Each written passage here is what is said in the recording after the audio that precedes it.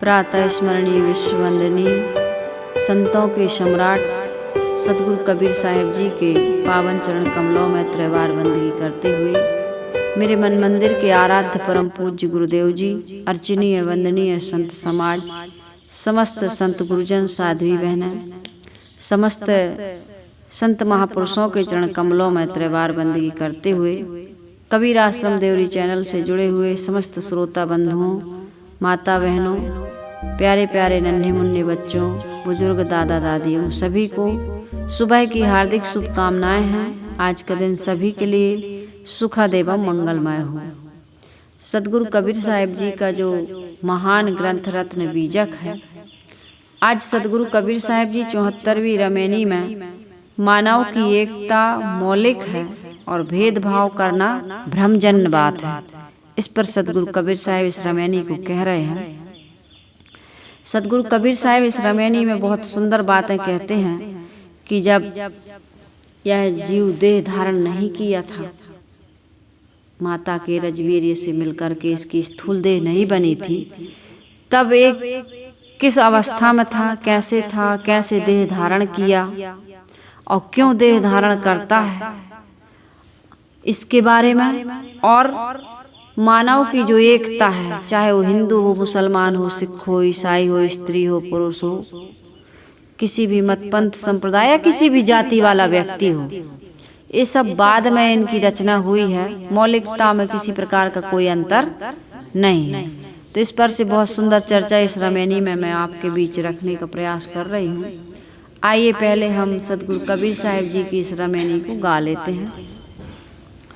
सतगुरु कबीर साहिब जी कहते हैं, तहिया होते गुप्त स्थूल न काया, नाता के सोगता की पैमाया, कमल पत्र तरंग एक माही, संगई रहे लेप्त पैनाही, आसे ओसे अंड मारही, अगणित अंड न कोई कही, निराधार आधार ले जानी, राम नाम ले उचरी बानी, धर्म कहे सब पानी अहि, जाति के मन पानी अहि, ढोर पतंग सरे घरियारा, तेहि पानी सब करे अचारा, फंद छोड़ी जो बाहर होई, बहुरी पंथ नहीं जो है सो, भरम का बांधा यह जग, कोई न करे विचार, एक हरि की भक्ति जाने बिना, भव बूढ़े मुआ संसार। सतगुरु कबीर साहिब जी शुरू में इस रमैनी में क्या कह रहे हैं, शुरुआत कहाँ से कर रहे हैं। तहिया होते गुप्त स्थूल न काया, नाता के शोक ताकि पै माया। तहिया यानी, तहिया का अर्थ होता है तब, यानी प्रारंभ काल में, गर्भ अवस्था में। साहिब कह रहे हैं, सतगुरु कबीर साहिब जी इस रमैनी में जीवों की मौलिक चेतन स्वरूप की समान शुद्धता तथा गर्भवास में सबके शरीरों की एक ही प्रकार के रजवीर्य से एक समान रचना की बात बताकर सबकी मौलिकता, सबकी एकता बताते हैं। जैसे भी ये शरीर धारण करता है ये जीव, उसमें सब में एक समान मौलिकता है, उसमें किसी प्रकार का भेदभाव नहीं है। मूल रूप से सबके शरीर एक जैसे बनते हैं, एक जैसे गर्भ में बच्चा शरीर धारण करता है। किसी प्रकार का वहाँ अलग सिस्टम नहीं है, न नियम अलग है, कुछ भी अलग नहीं है। और मानव के बीच में काल्पनिक जातियों के आधार पर बने भेदभाव तथा छुआछूत का इस रमैनी में बड़ा सुंदर निराकरण किया गया है। आप कहते हो ना, हम आपके हाथ का पानी नहीं पिएंगे, भैया कौन दूध के हो, भैया कौन जाति के हो, हमारे में पानी नहीं चलता, रोटी बेटी नहीं चलती। इस पर से सतगुरु कबीर साहब बहुत सुंदर बता रहे हैं। साहब कहते हैं, तहिया होते गुप्त स्थूल न काया, जब जीव माता के गर्भ में प्रवेश करता है तो उस समय वो कैसा रहता है? कैसा रहता है? गुप्त रहता है, गुप्त। जीव किसी को दिखाई नहीं देता है। कि देखते हैं कि जीव भाई वीर्य के साथ में रज माता के उसमें गर्भ में गया कि नहीं गया, किसी को पता? वो तो कुछ समय के बाद पता चलता है, हाँ गर्भाधान गर्भ ठहरा कि नहीं ठहरा। और जब तक जीव नहीं जाएगा तब तक वहां पर कहते हैं कि शरीर का निर्माण, चाहे वो बुदबुदा के रूप में हो, चाहे एक मांस के टुकड़ा के रूप में हो, पिंड के रूप में हो, जब तक जीव की उपस्थिति नहीं होगी तब तक वहां पर देह बनने का या गर्भ ठहरने का काम प्रक्रिया शुरू नहीं हो सकती है। तो साहिब कह रहे, तहिया होते गुप्त स्थूल न काया, जब जीव माता के गर्भ में प्रवेश करता है तो उस समय वो गुप्त रूप से रहता है, क्योंकि स्थूल काया वहां पर है ही नहीं। स्थूल का जैसे सूक्ष्म शरीर रहता है, सूक्ष्म संस्कार जिसे हम वासना कहते हैं, संत महापुरुषों की भाषा में उसको वासना कहा जाता है। संस्कार कह दो, संस्कार ही तो हमको स्वप्न के रूप में दिखाई देते हैं। हम और आप सो रहे हैं या यहाँ हम बैठे हैं, देखिए स्वप्न की बात छोड़ दीजिए, आप यहाँ बैठे हैं, आप लोगों को मायके की याद आ जाए या आपसे कोई पूछे कि आपके मकान में कितने दरवाजे कितने खिड़की, तो आप यहीं बैठे हैं, लेकिन यहाँ से कहेंगे एक, हाँ वहाँ दो हमारे मकान में हमारे रूम में 2 खिड़की हैं और वहाँ एक दरवाजा है और ऐसी वहाँ पर रैक है, छज्जी है, जो भी कहते, मतलब यहीं से बैठ के आप अपने घर का पूरा देख रहे हो कि नहीं देख रहे? दिख रहा है ना? जो आपने देखा सुना भोगा है वो यहीं से बैठ के आप देख रहे हो, उसको नहीं देख रहे? तो ये इसको कहते हैं सूक्ष्म शरीर, यहीं बैठ के आप देख रहे हैं।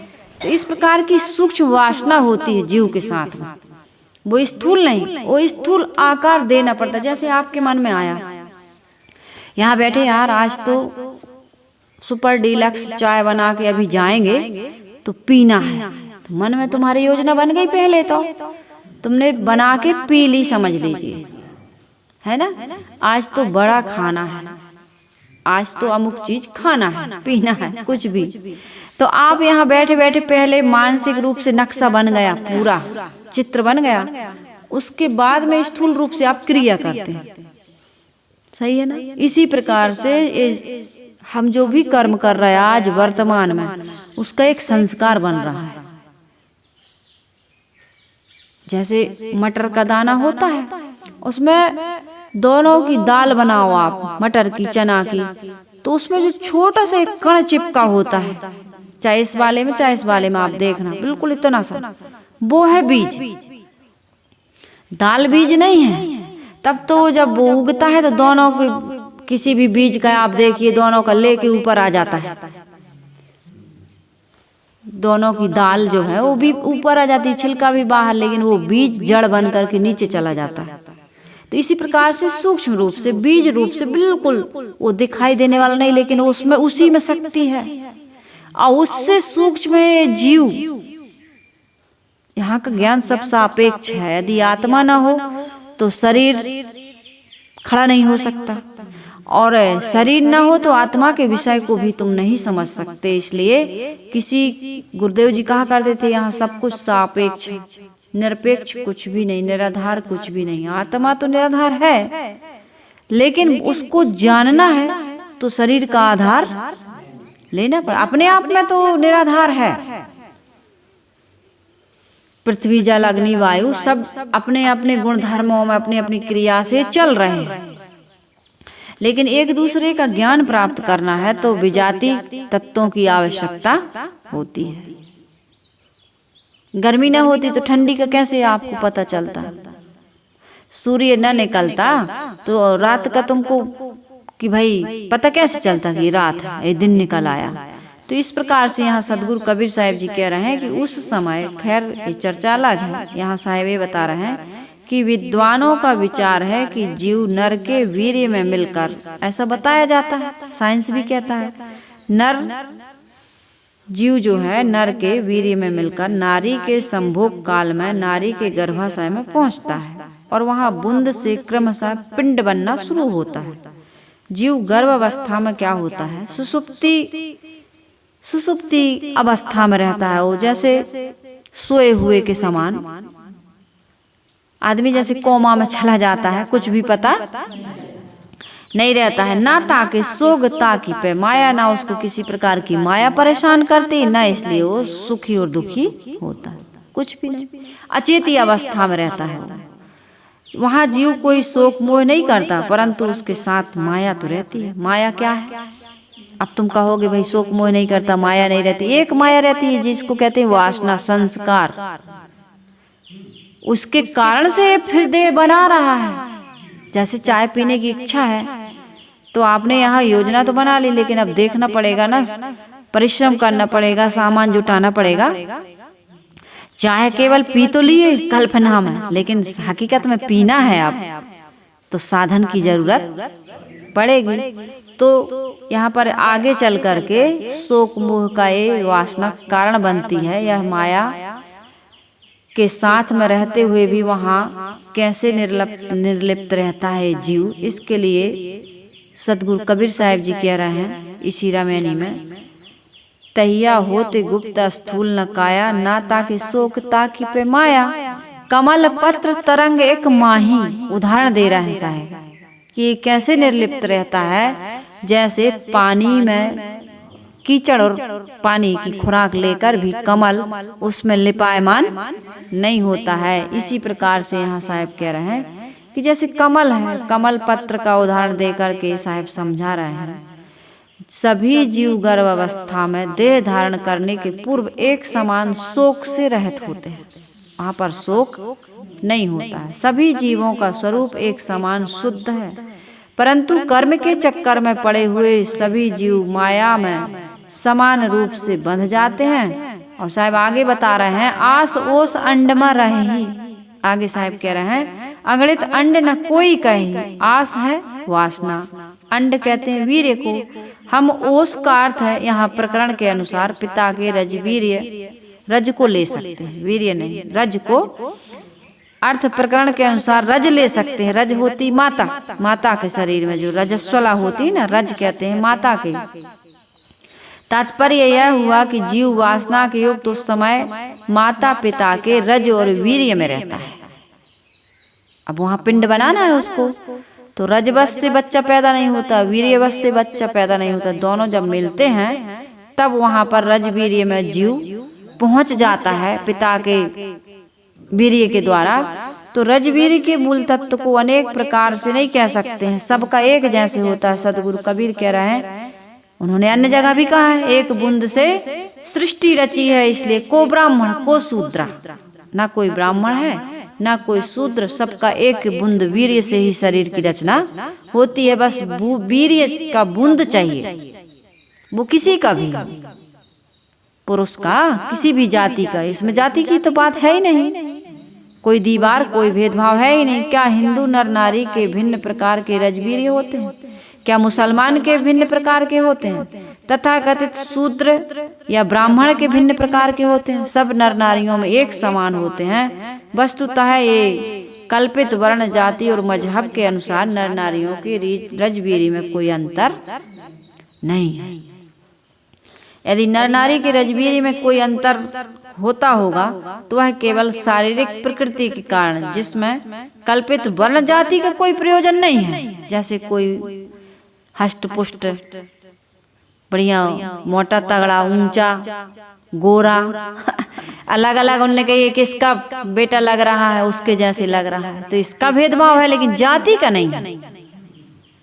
सभी जातियों में सब प्रकार के लोग, काले, गोरे, मोटे, पतले, रोगी, निरोगी पाए जाते हैं कि नहीं पाए जाते?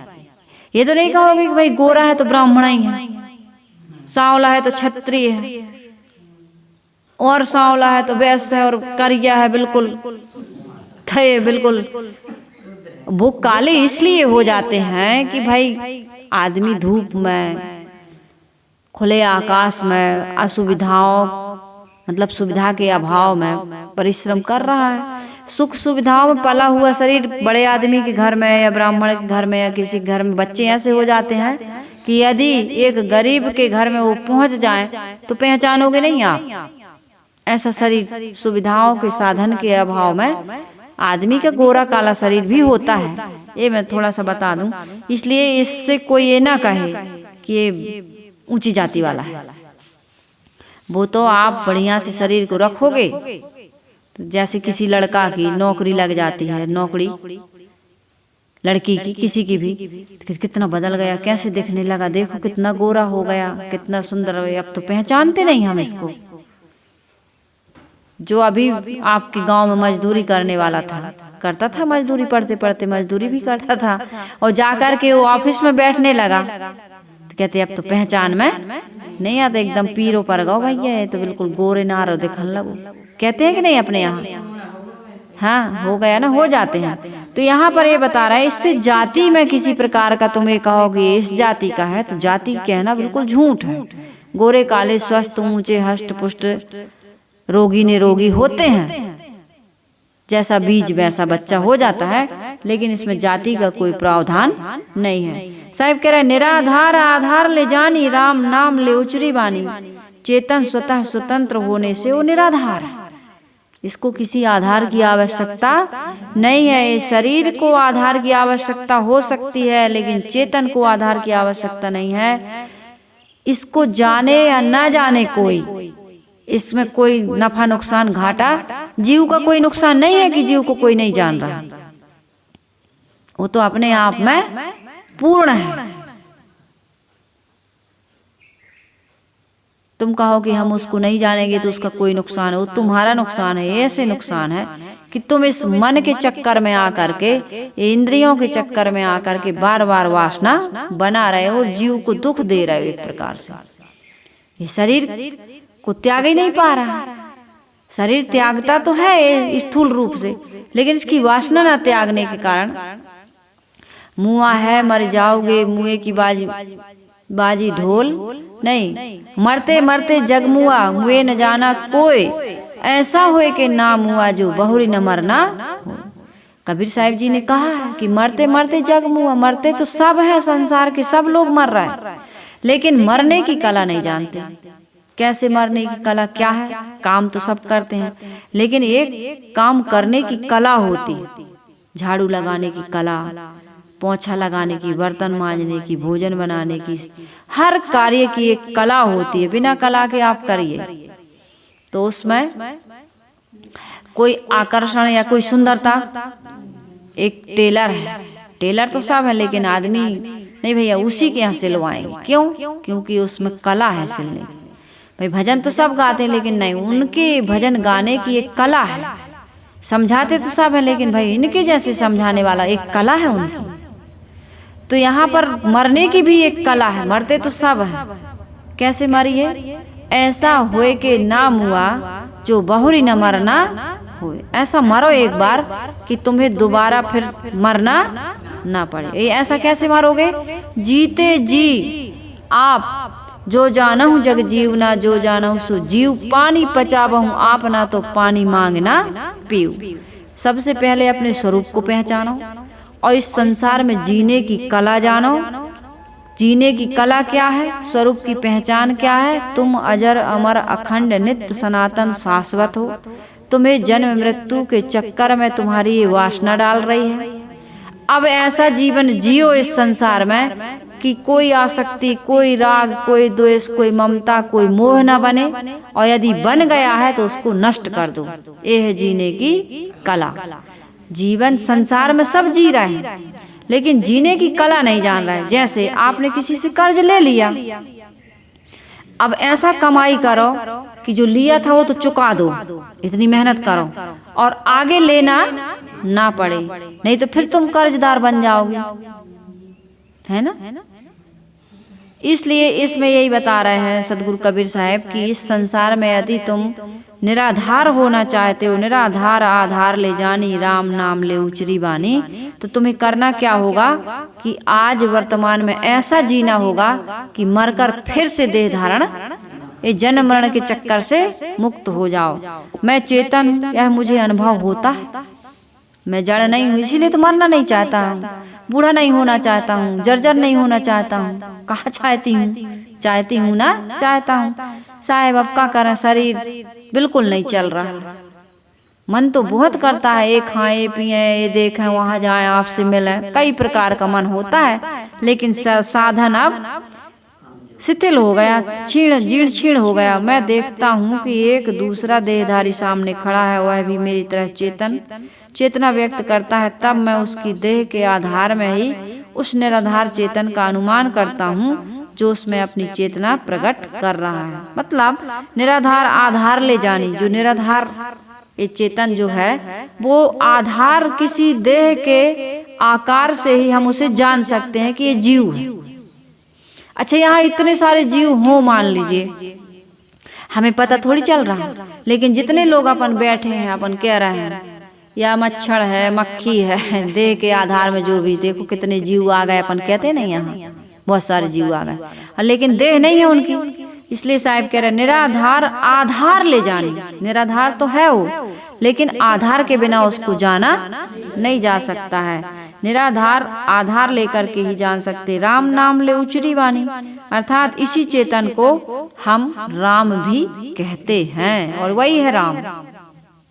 घट घट में जो बैठा हुआ है वही है राम, अविनाशी राम, जिसका कभी नाश नहीं हो सकता है। प्रथम जो 4 चौपाइयां इस रमैनी में दी गई हैं, उसमें यह बताया गया है कि मानव मात्र के शरीर एक समान गंदे रजवीर्य से बनते हैं। ये रजवीर्य गंदा है, इसलिए तो शरीर गंदा है। शरीर की उत्पत्ति वीर्य ही गंदा है, बीज ही गंदा है। इसलिए शरीर 10 द्वार नरक भरी बूढ़े, तू गंदी को बेड़ो चलहु का टेढ़ो टेढ़ो टेढ़ो, कबीर साहब कह रहे हैं। सबके शरीरों में एक समान स्वरूपतः निर्मल जीव निवास कर रहा है, एकदम पवित्र शुद्ध। कितनी विचित्र बात है, इस गंदे से गंदे शरीर में पवित्र से पवित्र आत्मा निवास कर रही है। इसलिए जड़ चेतन गुण दोषमय विश्व कीन करतार, संत हंस गुण गहई पे परिहरि बारी विकार। इस संसार में गुण और दोष से ही ये संसार बना है। अच्छाई भी है, फूल भी है तो कांटे भी है। किसी इंसान में अच्छाई है तो बुराई भी है। जिस प्रकार से शरीर गंदा शरीर और इसमें पवित्र आत्मा निवास कर रही है, जिन्हें हम राम कहते हैं। शरीर माया और आत्मा राम, इनमें मूलतः कोई छोटा बड़ा नहीं है। इसलिए किसी को छूत अछूत कहने का पाप नहीं करना चाहिए। जो छूत अछूत का पाप करता है वो बहुत बड़ा अपराधी है। धर्म कहे सब पानी अही, जाति के मन पानी अही। हिंदू धर्म शास्त्र कहते हैं कि सारा धर्म पानी में है, अर्थात किस वर्ण एवं जाति के हाथ का पानी पीना चाहिए और किस वर्ण जाति के हाथ का पानी नहीं पीना चाहिए, इसका विचार करना सबसे बड़ा काम किसका है? हिंदू धर्म का। पानी का शाब्दिक अर्थ ना लेकर लाक्षणिक अर्थ लेना चाहिए। पानी शब्द में समस्त खान पान की यहाँ व्यंजना है। जैसे मनुष्य परस्पर मिलते हैं तब प्रथम पानी का ही आदान प्रदान होता है। एक गिलास पानी लेकर के ही लोग जाते हैं। छत्तीसगढ़ में अभी भी परंपरा है, गिलास और लोटा में लेके जाते हैं। लोटा में पानी क्यों ले जाते हैं? पाँव धो, मुँह कान हाथ धो, है ना, पैर धो के आओ। जैसे वो भोजन के लिए भी पहले की परंपरा, अब तो नहीं है, अभी भी कई गांव में ऐसा होता है। जैसे भोजन के लिए कहने नहीं आएंगे वो, बहू जो भोजन बना रही है वो आपको ये नहीं कहेगी चलो भोजन, लोटा में जल लेके आएगी, कहेगी चलो भात खा लो। वहाँ भात का प्रचलन है, चलो भात खा लो। लोटा आए तो लोटा भर जल, और भोजन के लिए भी तो लोटा में जल लेकर के ही आएंगे। तो पहले आदान प्रदान क्या होता है? पानी से ही होता है। इसलिए हिंदुओं में प्रथम मिलन इसी बात से होता है। और यही पूछा जाता है भाई क्या पूछते हैं? किसका पानी चलता है और किसका नहीं चलता है, मतलब जाति पूछी जा रही है। सदगुरु कबीर साहब कह रहे जाति के मन पानी आई, अर्थात जितने जातिवाद विचार वाले हैं सबके मन में पानी का बड़ा भ्रम समाया है। सवर्णों में कुम्हार धोबी आदि का पानी नहीं चलता, तो कुम्हार धोबी आदि में चमारों का नहीं चलता, और चमारों में मेहतरों का नहीं चलता। देखते जाओ किसका किससे। केवल ब्राह्मणों को दोष देना बेकार है, कोई का नहीं चलता। सदगुरु कहते जाति के मन पानी आई, सभी जाति वाले भावना वालों में पानी का भ्रम अर्थात छुआछूत का जो भ्रम समाया है, केवल ब्राह्मणों में नहीं, भारत में इस विषय में सब 49 हाथ हैं, कोई कम तो कोई, केवल ब्राह्मण नहीं, सभी लोगों में ये दोष है कि नहीं? देख रहे हैं ना हम लोग, भारत में सबसे बड़ा सनातन धर्म है कि हम अमुक अमुक जाति के हाथों का छुआ पानी नहीं पीती। यही धर्म बना लिया उन लोगों ने, महाविखंडन की स्थिति पैदा कर दी। ढोर पतंग, साहिब कह रहे जिस पानी की तुम चर्चा करते हो वो पानी कैसा है? ढोर पतंग सरे घरियारा, ते ही पानी सब करें अचारा। सदगुरु कबीर कहते हैं कि जिस पानी को लेकर इतना पाखंड तुम करते हो, पहले उसकी दशा तो देखो। गंगा आदि नदियां जो होती हैं जिसका जल पवित्र माना जाता है, परंतु इन नदियों में मेढक हैं, मछली हैं, कछुआ हैं, घड़ियाल हैं, अनेक प्रकार के जो जलचर हैं, सब जीव उसमें निवास करते हैं। और निवास करेंगे तो लेटरिन बाथरूम या प्रजनन करने बाहर तो नहीं जाएंगे। और मछली जल की रानी है, जीवन उसका पानी है, और हाथ लगाओ डर जाती है, बाहर निकालो मर जाती है। कहाँ जाएगी वो प्रजनन करने? वो भी तो मलमूत्र विसर्जन जब खाती है तो भाई निकालती भी होगी, तो वही पानी में करती है वो। जिस पानी को तुम कहते हो हम तुम्हारा छुआ पानी नहीं पिएंगे, उसी में जब वो मर जाते हैं तो उनको दफनाने या गड़ाने के लिए बाहर जल से कोई फेंकने वाला भी नहीं, उसी में प्रजनन कर रहे हैं, उसी में मलमूत्र कर रहे हैं, उसी में मर करके उनकी देहें सड़ रही हैं। कितने मनुष्यों को बाहर से पशुओं की लाशें या जितने भी उनके हवन है यज्ञ, कई सामग्री पानी में फेंके आओ, फेंकते नहीं पानी में, सब उस पानी में मिल जाता। संसार भर के जो नाली हैं, नाले हैं, और भी कूड़ादान है, कचरा है, सब पानी में मिला है। जिस पानी की तुम चर्चा करते हो कुएं का भी पानी ऐसा ही है, वहां भी जल के जंतु रहते हैं, और आखिर उनके भी जन्म और जीवन उसी में, मरण भी उसी में होता है। आजकल बोरिंग होती, बोरिंग, उसमें नल लगाए जाते हैं। पहले नल लगाए जाते थे तो बासर जो लगता था नल में, नहीं तो पानी गिर जाएगा, उतर जाएगा नल। बासर लगते थे तो किस चीज का बासर लगता था? और वो चमड़ा कैसा है? मरे हुए ढोर का, और उस चमड़े का पानी छन करके आ रहा है, तुम पीते थे, पूजा करते थे, आचमन करते थे, तब तुम्हारी ये छुआछूत की भावना कहाँ गई? कितना तुम पाखंड रचे हो, आदमी की जात पूछते हो और चमड़े का बासर लगा है उसका पानी तुम पी रहे हो। तुम्हारे भगवान की भी तुम पूजा कर रहे हो, इधर कहते छी छी छी, दूर भागो, हटो, तुम्हारी जात नीची है। किसी को ऐसा कहना कितना बड़ा अपराध है। साहब कह रहे इतने सारे दोष हम करते रहते हैं, प्रकाश तथा पानी को शुद्ध करते रहते हैं। चलो साहब कहते हैं यह बात ठीक है, परंतु एक साफ सुथरा आदमी शुद्ध पात्र में हाथ धो करके, नहा करके, शुद्ध जल से छान करके तुम्हें पानी देता है, तुम्हें उसको पीने में क्या हर्ज है? ये पाखंड, ये पागलपन, ये रूढ़िवादी नहीं, ये परंपराएं नहीं है तो क्या है बताओ? ऐसे घर में कोई बच्चा पैदा हो गया जिसको आप मेहतर या चमार कहते हो या कोई अन्य नीची जाति का कहते हो, तुम कहते हो कि भैया इसके हाथ का हम पानी नहीं पिएंगे। युक्त पानी की गंदगी सह लेते हो, लेकिन किसी मनुष्य के स्वच्छ हाथ का पात्र में लाया हुआ पानी तुम उसे अछूत कह करके उसका तिरस्कार कर देते हो। ये कितना बड़ा अनाड़ीपन है। अनाड़ीपन क्या है? तुम्हारी बहुत बड़ी ये तुम पाप कर रहे हो, अपराध कर रहे हो।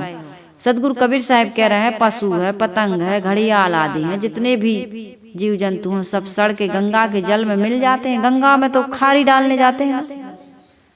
इलाहाबाद क्यों जाते हो, क्या लेके जाते हो? बड़ी सुगंधित कोई बड़ी पवित्र चीज लेके जाते हो। फूल लेके जो जाते हो ना, फूल किसे कहते हो? हड्डियां, अस्थियां, मरे हुए जले हुए आदमी की।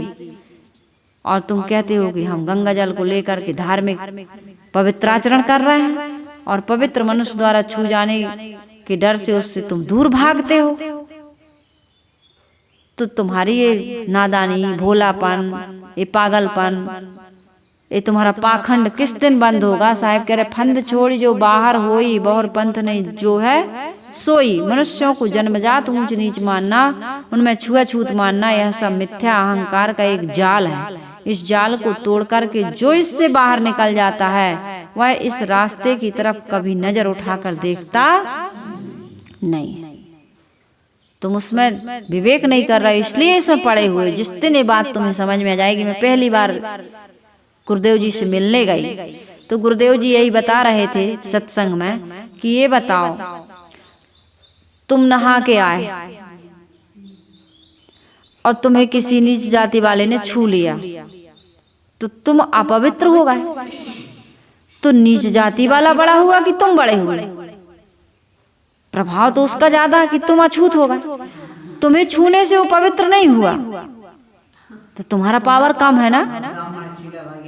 ब्राह्मण से छू गया तो उसको पवित्र होना था। जैसे तुम एक व्यक्ति शराबी है और एक व्यक्ति सदाचारी है, अब दोनों मिल गए संयोग से, दोनों एक साथ उठ बैठ रहे हैं, तो जो सदाचारी था वो शराबी हो गया, लेकिन जो शराबी था वो सदाचारी नहीं बन पाया। तो किसका पावर ज्यादा? कौन कमजोर? सदाचारी कमजोर था ना, इसलिए तो शराबी की वो संगत में आकर के अपने आप को वैसे ही बना दिया। वो नहीं बना पाया सदाचारी, तो वो कमजोर हो गया ना। तो इस प्रकार से यदि ब्राह्मण को किसी शूद्र ने छू लिया तो तुम अछूत कैसे हुए बताओ? तो फिर तुम्हारा पावर कम है और उसका पावर ज्यादा है। ये बात जब मैंने सुनी तो मुझे बहुत अच्छा लगा। मैंने कहा सही बात है, गंगा में नहाए शूद्र तो वो पवित्र नहीं होता, लेकिन एक ब्राह्मण को छू ले तो ब्राह्मण अपवित्र हो जाता है। ये कितना मूर्खता की बात है, ये कितनी उल्टी पुल्टी बात है, और आदमी विचार नहीं कर रहा। आज केवल ब्राह्मणवाद नहीं किंतु क्षत्रियवाद, गुप्तावाद, कायस्थवाद, कुर्मीवाद, मुराववाद, यादववाद, जाटवाद, साहूवाद, कितने वाद गिनाए जाएं। हिंदूवाद, मुस्लिमवाद, सिखवाद, ईसाईवाद तो है ही, और भी बहुत सारे वाद हैं। एक वाद के भीतर कई वाद हैं, जैसे मुस्लिमवाद के भीतर शियावाद, सुन्नीवाद, वर्णवाद, वर्गवाद, जातिवाद, संप्रदायवाद को लेकर पहले तो वैमनस्यता थी। आज इन्हें दूसरी तरह से उभारकर समाज को तोड़ने का प्रयास किया जा रहा है। जैसे हिंदू राष्ट्र बनाएंगे, भगवा धारी होना चाहिए, हमारा भगवान तो धनुषधारी ही होना चाहिए। अब एक पंथ और चल रहा है जो कहता है सारे राम भी भगवान नहीं है, कृष्ण भी भगवान नहीं है, संसार के कोई महापुरुष भगवान नहीं है, हमारा महापुरुष भगवान है, उसके नाम लेने की जरूरत नहीं है। सबको वो उदाहरण दे दे करके समझा रहा कि यही चारों युग के भगवान है, ये प्रकट हुए हैं, इनका जन्म नहीं हुआ है, इन्हीं का नाम लो, और बड़े उदाहरण दे दे के समझा रहा वो व्यक्ति। और वो व्यक्ति तो नहीं समझा पा रहा है आज, लेकिन उनके भगत समझा रहा है। वो जिंदा है लेकिन समझाने की स्थिति में नहीं है, उनके भगत समझा रहे हैं। हम एक केवल उन्हीं महापुरुष का समाज में उन्हीं के सबको शिष्य बना देंगे और पूरा समाज उन्हीं को मानने वाला होगा। ये राम, कृष्ण, बुद्ध, महावीर आदि ये भगवान नहीं है, ये पैदा होते हैं, लेकिन हमारा जो सदगुरु है वो प्रकट हुआ है। तो ये बीमारियां, हर एक बीमारी को काटो दूसरी वही नाम लेकर रूप बदल के आ जाती है। बीमारी तो वही हुई।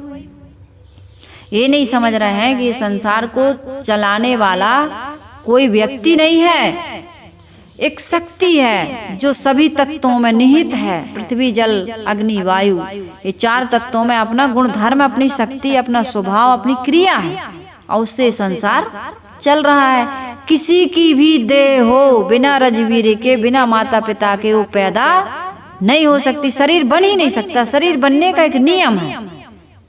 यदि कोई भी महापुरुष इस संसार में जन्म लेकर के शरीर धारण करके आता है तो उसने जरूर किसी पिता और माता से जन्म लिया होगा। शरीर ऐसे नहीं बनता, कोई किसी का भी शरीर आकाश से बन करके नहीं आता है, ये हो ही नहीं सकता। तो तुम्हारे महापुरुष कैसे बन के आ जाएंगे? ये प्रकृति के नियम को कोई बदल नहीं सकता है। यदि कोई कहे कि प्रकृति में किसी प्रकार का आज परिवर्तन हो जाए, जैसे पहले था आज कुछ अलग हो जाए, या पहले अलग था अभी अलग हो गया, ऐसा संभव नहीं है। साहिब कह रहे भरम का बांधा यह जग, कोई न करे विचार। सदगुरु कबीर साहिब जी कह रहे हैं सारे संसार के जो संसार के लोग हैं सभी लोग भ्रम में बंध गए। अब एक भ्रम काट रहे हो तुम, दूसरा भ्रम तो डाल रहे हो। हमारा महापुरुष, सब महापुरुष फैल, सब महापुरुष झूठे, सब महापुरुष नकली, हमारा महापुरुष असली। अरे भाई बात करते हो तो समानता की करो। सबके महापुरुष एक जैसे हैं, कोई बड़ा और छोटा नहीं है। तुम एक को छोटा बना देते हो, अपने को सुप्रीम पावर, सबका भगवान, सबका सृजनहार, सबको ज्ञान देने वाला। तो ये तुम जिस बीमारी को काट रहे हो वही बीमारी फिर फैला रहे है और वास्तविकता को नहीं बता पा रहा है। ये साहिब कह रहे भरम का बांधा या जग, कोई न करे विचार। कोई विचार ही नहीं कर रहा है कि तुम जो काट रहे हो उसी को तो फिर समझा रहे है। यदि आदमी स्वच्छ है और स्वच्छता से पानी लाया है तो उसके पीने में कोई हर्ज नहीं है, विचार लोग नहीं करते। यह भ्रम है कि पानी लाने वाला अमुक जाति का है, अमुक जाति का। अरे भले मानव जाति तो एक ही है, शुद्धता देखो, झूठी जाति का भ्रम छोड़ो। सरकारी कार्यालयों में, विद्यालयों में, प्रतिष्ठानों में एवं संस्थानों में भी जो अधिकारी बैठे हैं, यदि वे वर्मा हैं तो वर्मा की भर्ती करते हैं, शर्मा है तो शर्मा की, यादव है तो यादव की। इसी प्रकार सबको बढ़ाकर एक दो पृष्ठ लिख करके समझाना मुश्किल है या हमको बताना मुश्किल है। सब कहीं ये भ्रम फैला हुआ है। मनुष्य में विचार कब उदय होगा? महापुरुष समझा समझा के हार गए। संविधान जो बनाया बाबा अंबेडकर ने, सभी का समान अधिकार बनाया, लेकिन आज जो अंबेडकर वाले हैं, बाबा भीमराव वाले हैं, वो लोग भी पता नहीं क्या क्या उनके दिमाग में चल रहा है। कहेंगे तो सबको बुरा लगता है, लेकिन समानता की बात करना ये सबके बस की बात क्यों नहीं हो पा रही, जबकि हकीकत यही है। बस एक दूसरे का गुस्सा हम प्रतिक्रिया के रूप में उतार रहे हैं। हमको तुमने लूटा, हमको तुमने प्रताड़ित किया, तो हम भी तुमको प्रताड़ित करेंगे। क्या इन प्यारे मनुष्यों को देखकर गुरुदेव जी कह रहे हैं बोध नहीं होता है कि यह सब हमारे भाई हैं? भाई का भाव क्यों नहीं जगता? जो कष्ट तुम्हें सवर्णों ने दिया वही आवरण हो के तुम उनको देना चाहते हो, तो ये बदले की भावना कभी समाप्त होने वाली नहीं है। इसलिए बदले की भावना को त्यागो। एक हरि की भक्ति जाने बिना भाव मूढ़ बूढ़ी मुआ संसार। भाव में बूढ़ के मर गया संसार। कितने धार्मिक कहलाने वाले लोग कहते हैं कि हरि एवं प्रभु ने ही वर्ण व्यवस्था बना दी। हमारे धर्म ग्रंथों में लिखा है, हमारे महापुरुषों ने बताया है कि भगवान ने बनाई है जाति, भगवान ने बनाया है नियम। हरि एवं प्रभु ने ही वर्ण व्यवस्था बना दी है, उसमें स्वयं ऊंच नीच बना दिया है। जो प्रभु की आज्ञा नहीं मानेगा वो हरिद्रोही। यदि शूद्र स्वयं अपने आप को नीच तथा भ्रष्ट, ब्राह्मण को ऊंच नहीं मानते हैं तो वह हरिद्रोही है। ऐसा धर्म ग्रंथों में लिख दिया है ना। अब धर्म ग्रंथ की उस महापुरुष जिसने लिखा है उसको क्या महापुरुष कहा? नाम लेंगे तो आदमी के मन में फिर बैर विरोध की भावना हो जाती है। लेकिन धर्म ग्रंथों में लिखा लोगों ने कि जो ऐसा नहीं मानता है, पूजा ही विप्रशील गुणहीना, शूद्र न गुणगण ज्ञान प्रवीण। ये कितनी गलत बात लिख दी। ऐसा लिख करके समाज में कितनी बड़ी भेदभाव की भावना तुमने प्रतिष्ठित कर दी। ये बिल्कुल गलत बात है। हरि भक्ति एवं प्रभु वचन का बड़ा आदर देकर कैसी कैसी जालसाजियां रची गईं, इसको आज मनुष्य समझ रहा है, पढ़े लोग समझ रहे हैं। कुछ मनुष्यों का मन अहंकारी तथा कुछ मनुष्यों का मन हीन ग्रंथि ग्रसित बनाने का एक कुचक्र रचा हरि भक्ति है, हरि द्रोह क्या है, इसको आज लोग खूब समझ रहे हैं और खूब बाजार गर्म है। खूब डंके की चोट पर इन बातों का खंडन हो रहा है और होना चाहिए। आप उल्टा सीधा ये हरि के भक्ति के नाम पर या धर्म ग्रंथों के नाम पर, अपने प्रभु वचन के नाम पर चलाएंगे समाज में, तो आज लोग पढ़े लिखे हैं, बुद्धि विकसित हो रही है, इसको मानने वाले स्वीकारने वाले नहीं है। ये क्रांति बहुत पहले से चली आ रही है। साहिब कह रहे हैं मनुष्य से अलग कोई हरि कहाँ है बताओ। अरे इन महात्मा गांधी ने इन अवर्णों को कहा हरिजन, हरिजन, सवर्णों को नहीं कहा हरिजन। हरि के जन है ये भी, जिसने अपने सब कुछ तन मन धन न्यौछावर करके इस समाज की सेवा की और आज भी कर रहे हैं। उनको तुम क्या कहते हो? अछूत। आज तुम्हारी हर प्रकार से समाज की, देश की, राष्ट्र की वो भक्ति करते हैं, तुम्हारी सुख सुविधाओं का वो साधन मुहैया कराते हैं, तुम उनको कहते हो हरिजन। तेल निकाल के वही देते हैं, मटका वही बनाते हैं, मकान वही बनाते हैं, जो जो तुम्हारी गंदगी को भी वही साफ करते हैं और तुम उनको कहते हो अछूत, दूर हटो। तो कितनी बड़ी मूर्खता की बात है। इससे समाज कभी विकसित नहीं हो सकता। गुरुदेव जी कहा करते थे टट्टी करने वाला ब्राह्मण शुद्ध है और टट्टी साफ करने वाला अछूत है। ये कहा कि तुम्हारा लकुआ लग गया तुम्हारी सोच को। गंदगी फैलाए वो शुद्ध है और गंदगी की जो सफाई करे वो अशुद्ध है। ये मूर्खता नहीं है तो क्या है? सफाई करे तो वही शुद्ध है। हाँ, जबकि भाई जो सफाई कर रहा है वो शुद्ध है और जो गंदगी फैला रहा है वो नीच है कि नहीं? नीच, वो अशुद्ध है, उसको दो चांटे लगाओ। भाई तू गंदगी क्यों फैलाता है? यदि तू फैलाता है तू ही साफ कर, तभी इनकी जो ब्राह्मणत्व है सब पानी में मिल जाएगा। तुम्हारे घर में पशु मर जाता है, कहते चमार को बुलाओ। अब वो न ले जाए तो तुम फिर या तो तुम वही सड़ाओगे, रोग पैदा करोगे, या फिर तुम खुद ले जाओगे। तुम भी चमार बन गए कि नहीं बन गए? अपना अपना मल सब धोते हो, तुम शूद्र हो कि नहीं हो? लेकिन सब बेहतर हो तुम। अतएव जो मानव के कल्याण के लिए ठीक हो उसे मानो, और जो मानवता विरोधी हो उसे बिल्कुल तृणवत त्याग देना चाहिए। चाहे वो किसी भी संप्रदाय की हो, किसी भी ग्रंथ की हो, किसी भी महापुरुष ने कहा हो, मानव की सेवा ही हरि की भक्ति है। अलग से कोई भगवान जो पथरा वथरा पूजते हो ना, इससे हरि की भक्ति नहीं हो रही है। तुम ढकोस, ये ब्राह्मण बिल्कुल लोगों को पथभ्रष्ट कर रहा है। तुम उनमें प्राण प्रतिष्ठा कर देते हो और मूर्ति खंडित हो गई तो उसको फिर दबा देते हो, दफना देते हो, फेंक देते हो पानी में। उसका पलिस्टर करो ना, उसको दवाई खिलाओ ठीक हो जाए। नहीं, खंडित हो गई। अब विधान कहीं ऐसा क्यों? एक महापुरुष से पूछा है, अभी वर्तमान में है वो, तो कहा ऐसा हमारे शास्त्रों में लिखा, हम तो शास्त्र को काट नहीं सकते ना मैया। अब शास्त्र को काट नहीं सकते ना मैया, तो फिर पकड़ रहो पूंछ, बने रहो गाय। तुम्हें विचार तो करना चाहिए। तुम मूर्ति में प्राण प्रतिष्ठा करते हो, पागलपन नहीं है? पागलपन। मूर्ति में, पत्थर में कभी प्राण की प्रतिष्ठा हो सकती है, और प्राण की प्रतिष्ठा हो गई, मूर्ति खंडित हो गई, तो उसका प्लास्टर करवाओ, तुम दवाई करवाओ, उसको फेंको मत, क्योंकि उसमें प्राण प्रतिष्ठा हो चुकी। फिर तुम हत्या कर रहा है, आत्महत्या अपराध है ना, और तुम मूर्ति में प्राण प्रतिष्ठा करा के उसको पानी में फेंक देते हो, ये भी अपराध है। भगवान इसीलिए तो फिर जब गणेश जी ठंडे करने जाते हैं, दुर्गा ठंडे करने जाते हैं, तो कितने लोगों को ले जाते हैं गणेश और दुर्गा भी, कि चलो हमें तुम डुबाने आए हो, तुम भी चलो, हम तुम्हें डुबाते हैं। डूब जाते हैं ना लोग, कई बार घटना हुई, तब भी आंखें नहीं खुल रही लोगों की। कहाँ खुल रही आंखें? खुली किसी की? भगवान ही की भक्ति करते करते चले गए इस संसार से, ले गए। एक ही बेटा था,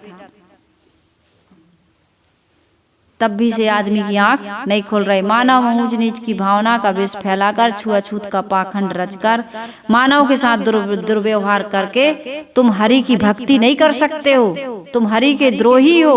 जितने भी ये व्यास गद्दी पर बैठकर ये कहते हैं कि तुम अछूत हो, तुम अशुद्ध हो, तुम हरि की भक्ति नहीं कर सकते हो, तुम व्यास गद्दी पर नहीं बैठ सकते। चाहे स्त्रियों को कहें चाहे शूद्रों को, ये गलत बात, ये अपराध कर रहे, हरि की भक्ति नहीं कर रहा है, क्योंकि हरि तो हर एक व्यक्ति के अंदर समाया हुआ है, बैठा हुआ है। फिर कौन ऊंच और कौन नीच, इन विविध विषयों पर हमारे भक्त श्रोता बंधुओं से हमारा निवेदन है, माता बहनों से निवेदन है कि इस हकीकत को, इस वास्तविकता को आप समझिए और समझ करके समाज के इस कोढ़ को दूर करिए। इसमें आप इस देवरी आश्रम, कबीर आश्रम देवरी चैनल के सहभागी बनिए, इन विचारों को फैलाइए और मानिए और प्रेम से रहिए। मेरा उद्देश्य सिर्फ प्रेम से रहने के लिए है। मेरा उद्देश्य ये नहीं है कि तुम लड़ने चले जाओ, वहाँ लड़ना नहीं। यदि लड़ोगे तो तुम में और उनमें कोई अंतर नहीं है। इसलिए प्रेम से सबके साथ रहना सीखो और सबको समान आदर दो। कबीर आश्रम देवरी चैनल का यही उद्देश्य है। आप सभी से मेरा यही निवेदन है कि सब लोग प्रेम से जिएं, किसी प्रकार की छुआछूत की, भेदभाव की भावना ना रखें और बड़े प्रेम से अपना सारा कार्य, प्रेम पाठ का चोलना, पहर कबीरू नाच, पाने दीनो ताश को, जो तन मन बोले साच। तन और मन से सही बोलो। सही बात यही है कि सबकी जाति एक है, मानव जाति, इसमें किसी प्रकार का भेदभाव नहीं है और सबके साथ प्रेम का व्यवहार करो, तभी हमारा ये घर परिवार समाज स्वर्ग बन सकता है। तो इन विचारों के साथ मैं वाणी को विराम दे रही हूँ। आइए गुरु वंदना कर लेते हैं। वंदन है गुरुदेव।